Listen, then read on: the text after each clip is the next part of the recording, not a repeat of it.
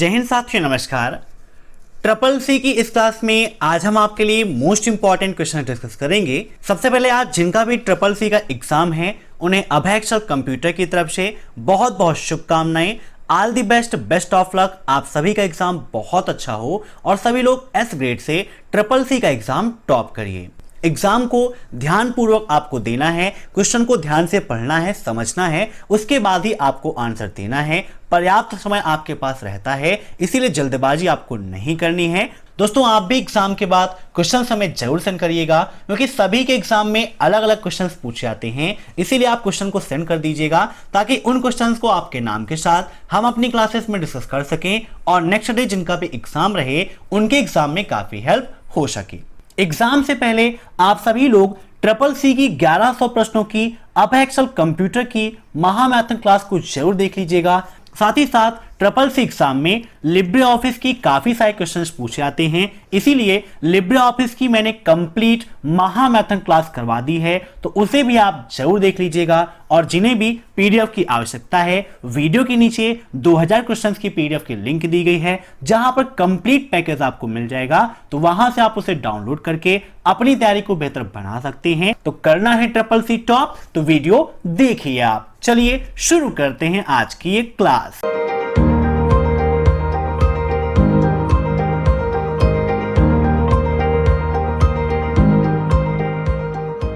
पहला क्वेश्चन आपका, founder of Gmail.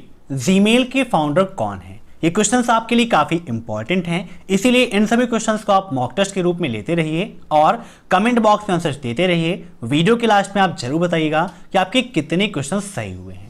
अब दोस्तों, यहां पर बात की गई है जीमेल की। जीमेल का फुल फॉर्म क्या होता है, कभी कभी पूछ भी लेता है, और आपकी जानकारी के लिए हम बता दें, इसका फुल फॉर्म होता है गूगल मेल। ये किसका प्रोडक्ट है? गूगल का प्रोडक्ट है। तो यहां पर इसका राइट आंसर हो जाएगा ऑप्शन फर्स्ट, पॉल बुचित। ये जीमेल के फाउंडर हैं। अगर हमसे ये पूछता कि ईमेल के फाउंडर कौन हैं, तो हमारा राइट आंसर होता रे टॉमलिंसन, क्योंकि रे टॉमलिंसन ने ईमेल की खोज की थी।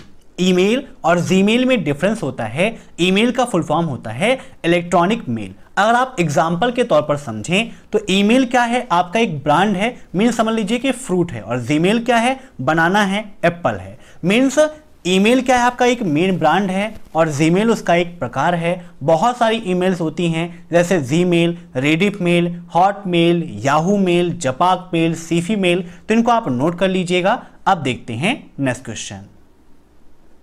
What will the result for the formula equal min 5,2,8 multiply max 5,2,8? अगर हम लिब्रे ऑफिस कैल्क में इक्वल मिन 5,2,8 ब्रैकेट क्लोज मल्टीप्लाई मैक्स 5,2,8 करेंगे तो हमारा रिजल्ट क्या होगा? आइए विद प्रैक्टिकल यहां पर लिब्रे ऑफिस कैल्क में आपको बताते हैं कि जब हम इस फॉर्मूले को एग्जीक्यूट करेंगे तो हमारा आंसर क्या होगा। फार्मूले के लिए मैंने एक कंप्लीट वीडियो बनाया था फार्मूला कैप्सूल के नाम से। आप सर्च कर सकते हैं यूट्यूब पर फार्मूला कैप्सूल बाय अभय एक्सेल कंप्यूटर। आपको वो सेपरेट वीडियो मिल जाएगा जहां पर मैंने फार्मूलों को कैसे सॉल्व करना है एक्सप्लेन करके समझाया था। यहां पर जूम कर लेते हैं। अब देखिए, इक्वल मिन ब्रैकेट लगाते हैं 5,2,8 bracket close multiply max bracket 5,2,8 करेंगे, ब्रैकेट क्लोज करके और एंटर कर देंगे तो हमारा राइट आंसर आ जाए कितना? 16। कैसे हुआ थोड़ा सा समझिएगा। मिन फार्मूला क्या करता है? ये सबसे छोटी वैल्यू को दर्शाता है। अब 5, 2 और 8 में सबसे छोटी वैल्यू कौन सी है? 2 है। मीन्स यहां से निकल के क्या आ जाएगा? 2 मिल जाएगा। और फिर मैक्स क्या करता है? सबसे बड़ी वैल्यू बताता है, तो यहां से क्या निकलेगा? 8। अब इसको अगर आप एग्जीक्यूट करोगे तो 2 मल्टीप्लाई 8 हो जाएगा और इसका आंसर कितना आ जाएगा? 16। तो समझ गए, ऐसे ही आपको सॉल्व करना है। यहां पर इसका राइट आंसर हो जाएगा ऑप्शन फर्स्ट। अब देखते हैं नेक्स्ट क्वेश्चन। लिब्रे ऑफिस में जूम रेंज कितनी होती है? 20 to 400, 20 to 300, 10 to 400 या 10 to 600? बताइए, लिब्रे ऑफिस में जूम रेंज कितनी होती है? अगर हम बात करें लिब्रे ऑफिस कैल्क की, तो यहां पर आप देखो मिनिमम कितनी होती है, तो मिनिमम इसकी होती है 20। यहां पर जूम करके आपको दिखा देते हैं, मिनिमम कितनी है इसकी? 20। और मैक्सिमम अगर आप देखो तो मैक्सिमम होती है 400। मींस एक क्राइटेरिया मिल गया 20 to 400। आइए राइटर ओपन करके हम देख लेते हैं कि लिब्रे ऑफिस राइटर में जूम परसेंटेज कितना होता है, क्योंकि जब तीनों का क्लियर रहेगा तभी हम बता सकते हैं कि लिब्रे ऑफिस में जूम परसेंटेज कितना होता है। जूम कर लेते हैं यहां पर भी। अब यहां पर देखिए मिनिमम हम करके देखते हैं तो मिनिमम यहां पर भी कितना होता है 20 होता है, 20 से कम नहीं होगा। और मैक्सिमम की बात करें तो मैक्सिमम यहां पर होता है 600। और हमारे जो क्राइटेरिया हैं, क्राइटेरिया क्या है 20 to 400 है, लेकिन 20 to 600 नहीं है, तो यहां पर इसका राइट आंसर हो जाएगा ऑप्शन ए। तो कभी कभी ऐसे भी क्वेश्चन आते हैं जहां पर ना कैल्क लिखा होगा, ना राइटर लिखा होगा, ना इम्प्रेस लिखा होगा, सिर्फ लिब्रे ऑफिस लिखा होगा। तो तीनों की क्राइटेरिया आपको चेक करनी है और उसके अनुसार आपको आंसर देना है। अब देखते हैं next question. SAS stand for, SAS का फुल फॉर्म क्या है? Statical analysis system, software as a service, software analysis system, या इनमें से कोई नहीं? बताइए। तो इसका राइट आंसर हो जाएगा option first, statistical analysis system. अगर दोस्तों यहां पर पूछता SAS, नोट करिएगा दोनों में डिफरेंस है, SAS और SAS में डिफरेंस है। अगर ये पूछता कि SAS का फुल फॉर्म क्या है तो इसका राइट आंसर होता सॉफ्टवेयर एज अ सर्विस, लेकिन यहां पर सिर्फ इतना पूछा था तो इसका राइट आंसर ये हो जाएगा। अब नेक्स्ट, IFSC कोड में कितने डिजिट होते हैं? तो IFSC कोड में कितने डिजिट होते हैं? तो ये 11 डिजिट का एक आपका कोड होता है जिसमें अल्फा न्यूमेरिक होते हैं, मींस अल्फाबेट भी होते हैं और नंबर्स भी होते हैं। प्रत्येक बैंक की प्रत्येक ब्रांच का अपना एक अलग IFSC कोड होता है। तो क्वेश्चन में पूछ लेता है कि क्या प्रत्येक ब्रांच का अलग अलग IFSC कोड होता है? तो हाँ, बिल्कुल सही बात है। अब नेक्स्ट, लिब्रे ऑफिस में से बैच से क्या होता है? मीन्स से बैच से शॉर्टकट की पूछा है, यहां पर क्या होता नहीं होगा। से बैच के लिए हम किसका उपयोग करते हैं ऐसा यहां पर होना चाहिए। तो से बैच के लिए किस शॉर्टकट की का उपयोग करते हैं, आइए विद प्रैक्टिकल आपको दिखाते हैं। यहां पर जूम कर लेंगे और लिब्रे ऑफिस राइटर में यहां पर देखिए सेव और सेव एज, ये दो ऑप्शन दिए गए हैं। सेव के लिए हम Ctrl+S का उपयोग करते हैं और सेव एज के लिए Ctrl+C+S का उपयोग करते हैं। तो हमारा क्वेश्चन था सेव एज का, तो इसके लिए राइट आंसर क्या हो जाएगा Ctrl+Shift+S। ठीक है, नोट कर लीजिएगा, ऑप्शन सेकेंड इज राइट। अब नेक्स्ट, मोबाइल चोरी होने पर हम IMEI के माध्यम से ट्रैक करते हैं। IMEI नंबर, प्रत्येक मोबाइल का अपना एक IMEI नंबर होता है जिसके माध्यम से हम मोबाइल को ट्रैक कर सकते हैं। तो बिल्कुल सही बात है। कभी कभी ये भी पूछ लेता है कि गुम हुए मोबाइल की खोजबीन के लिए हम किसका उपयोग करते हैं? तो IMEI नंबर का करते हैं। अब नेक्स्ट, POS मीन्स, POS का मतलब क्या है? Point of sale, print of sale, point of selling, या फिर इनमें से कोई नहीं? तो इसका राइट आंसर हो जाएगा option first, point of sale. POS का मतलब पॉइंट ऑफ सेल होता है। अब नेक्स्ट, पहला वेब ब्राउजर किसके द्वारा डेवलप किया गया? मींस पहले वेब ब्राउजर के डेवलपर कौन हैं? Mark Anderson, Tim Berners Lee, James H Clark, या फिर ऑल ऑफ दिस? दोस्तों अगर आपको पता होगा कि पहला वेब ब्राउजर कौन सा था तो आसानी से आप इसका आंसर दे सकते हैं। यहां पर लिखा है सिर्फ फर्स्ट वेब ब्राउजर, तो हमारा जो पहला वेब ब्राउजर था वो था www। कौन सा? www, जिसे हम वर्ल्ड वाइड वेब कहते हैं, और इसके डेवलपर थे टिम बर्नर्स-ली। अगर यहीं पर यह पूछ लेता कि पहला ग्राफिकल वेब ब्राउजर कौन सा है तो आपका राइट आंसर हो जाता मोजाइक। ठीक है, और अगर ये पूछता है कि पहला वेब ब्राउजर कौन सा है, ऑप्शन में मोजाइक दिया है, www नहीं दिया है, तो आपको मोजाइक पर टिक करना है। अब नेक्स्ट, वेब पेज को प्रिंट करने की शॉर्टकट की क्या होती है? Ctrl+N, Ctrl+W, Ctrl+P, या Ctrl+C? यहां पर पूछा है वेब पेज को प्रिंट करना है, किसी नॉर्मल डॉक्यूमेंट की बात नहीं की गई है, वेब पेज की बात की गई है। तो बताइए क्या होगा इसका राइट आंसर? तो इसका राइट आंसर हो जाएगा option C, Ctrl+P। Web page हो, नॉर्मल पेज हो, दोनों को प्रिंट करने के लिए Ctrl+P का उपयोग करते हैं। अब नेक्स्ट, A1 : A6 फार्मूले में कैसे लिखेंगे? बताइए। अगर हमें A1:A6 लिखना है फार्मूले के रूप में तो हम कैसे लिखेंगे? तो इसका राइट आंसर हो जाएगा ऑप्शन थर्ड A1:A6।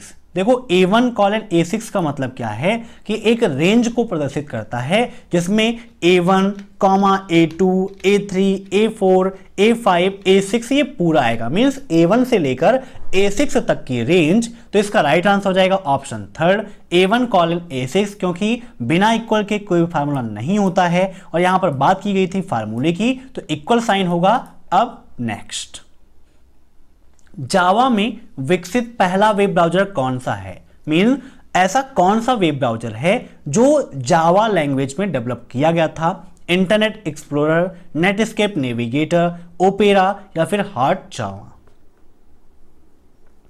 तो इसका राइट आंसर हो जाएगा ऑप्शन फोर्थ हार्ट जावा। ये जावा लैंग्वेज में डेवलप किया गया पहला वेब ब्राउज़र था। नोट कर लीजिएगा, काफी इंपॉर्टेंट है। अब नेक्स्ट, शॉर्टकट की for manage template in Libre office writer. Libre office writer में टेम्पलेट को मैनेज करने की शॉर्टकट की क्या है? Ctrl+V, Ctrl+Shift+N, Ctrl+Shift+O या फिर इनमें से कोई नहीं? बताइए। टेम्पलेट होता क्या है? पहले से बना बनाया जो डॉक्यूमेंट है, जो लेआउट है, उसे ही हम बोलते हैं टेम्पलेट। और टेम्पलेट का ये ऑप्शन मिलता कहां पे है? तो लिब्रे ऑफिस राइटर में आपको मिलेगा फाइल मेनू के अंतर्गत।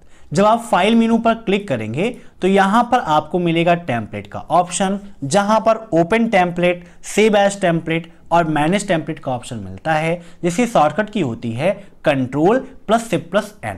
अब ट्रिपल सी एग्जाम में इससे संबंधित एक क्वेश्चन यह पूछाता है कि क्या लिब्रे ऑफिस राइटर में हम अपना एक कस्टम टेम्पलेट तैयार कर सकते हैं या कस्टम पेज बना सकते हैं? तो जी हाँ, बिल्कुल सही है, हम बना सकते हैं और इसे टेम्पलेट के रूप में सेव कर सकते हैं, जो ऑप्शन यहां पर दिया गया है सेव एज टेम्पलेट। ठीक है, समझ गए?